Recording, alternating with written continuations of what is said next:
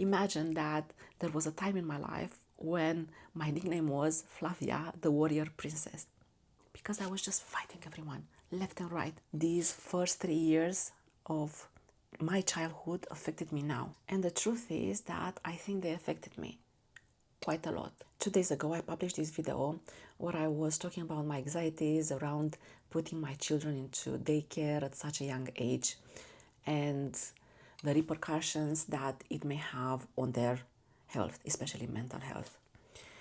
And this lady put a comment on my video that she wanted to acknowledge the fact that even thinking about this, it speaks a lot about what kind of mother I am. And she shared her experience about her mother not being there for her at a young age, and she turned out to be fine. Obviously, she says that she's battling some attachment disorders, but overall she has a good relationship with her mom and it's okay. And this got me thinking about my own background and how these first 3 years of my childhood affected me now. And the truth is that I think they affected me quite a lot. Obviously, I don't have a lot of memory from back then, so I don't remember much, but I know the situation and what happened.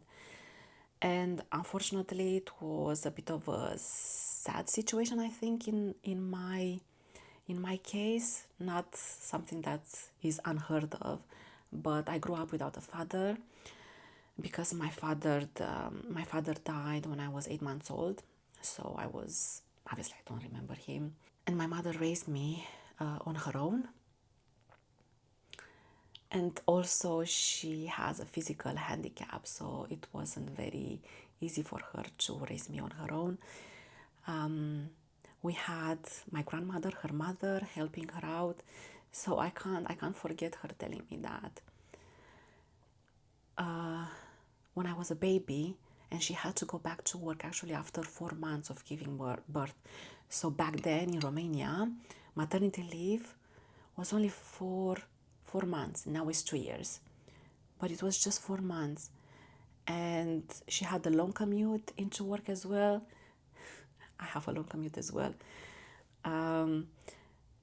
And basically, she was going out in the morning, and my grandmother was coming from where she was living in the village by bus to the flat where I was in, and they were meeting on the way. So there was a short space of time when I was alone in the flat, and my mother would come and look after me until my mother came back home.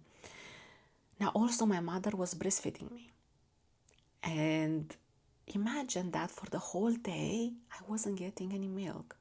And I asked her, so what did grandmother do while you were away? She said, I don't know, she was giving you biscuits that were soaked in water. Like, oh my God, it's unbelievable. And also because now I'm thinking that maybe this affected my digestive system, because now the advice is that for children not to be introduced to solid foods up to 6 months old, around 6 months old. So 4 months is quite early for solids. So maybe this messed up with my digestive system, because I'm always bloated and I'm not very comfortable in this respect. So basically, my mother went back to work when I was 4 months old, and 5 days a week in the office. Not like now, post-COVID era, where we are able to work from home as well. And it's such a privilege. I feel so privileged for being able to do that and spend more time with my children this way. And then summers I would be fully at my grandmother's in the village, which I'm very grateful for, because I had a very happy childhood in this respect. And obviously, because I don't know what it's like to have a father, I don't realize in which ways it affected me. I'm sure that it affected me in many, many ways. but I don't fully realize, and probably a psychologist would be in a better position to tell me. But the point of all of this is that yes, it affected me. The fact that I didn't have my mother there, I think it affected me. I was holding on to so much aggression for such a long time. It's only now in the past years that I've gotten better. So now I'm 40 years old, and probably for the past 10 years I've been working on my mental health on my own. I've never been to therapy, but I've practiced meditations and I've listened to many people that I think they know what they are doing. So I've done a lot of work on myself. And now I don't have as much aggression. Imagine that there was a time in my life when my nickname was Flavia, the warrior princess, because I was just fighting everyone left and right.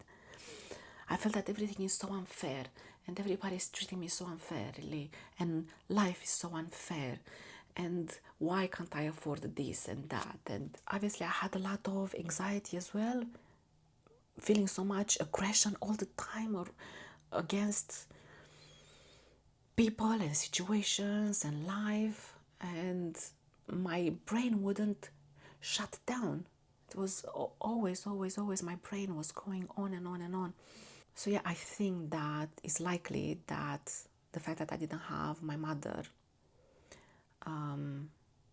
more during those critical years, I think it may have led to me having this behavior. But the good thing is that I'm healing. I'm not quite there yet, but I think I'm much better than I used to be. Obviously, with age comes wisdom, hopefully for most of us. So I'm wiser now, and I don't care about the things that I used to care before. I don't care anymore about buying fancy things and looking spotless all the time. And oh my God, the relationship that I used to have with myself, I forgot to say about that.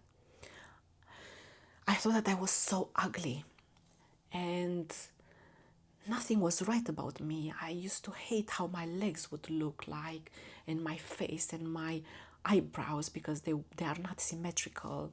My eyes are not symmetrical and my hair wasn't the way I wanted it to be. And now I look back at photos and oh my God, I was so pretty. I was so pretty.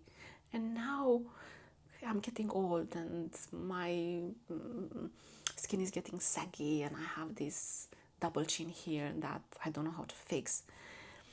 And I'm sure that 10, 20 years from now, I'm gonna look back at this time and say, oh my God, I was so pretty. So I just want to enjoy what I have now. I'm much more present than I used to be.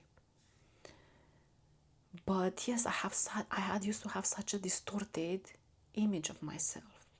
And another thing that I was suffering from is being afraid to talk. I was afraid to speak to people, afraid of not saying something wrong.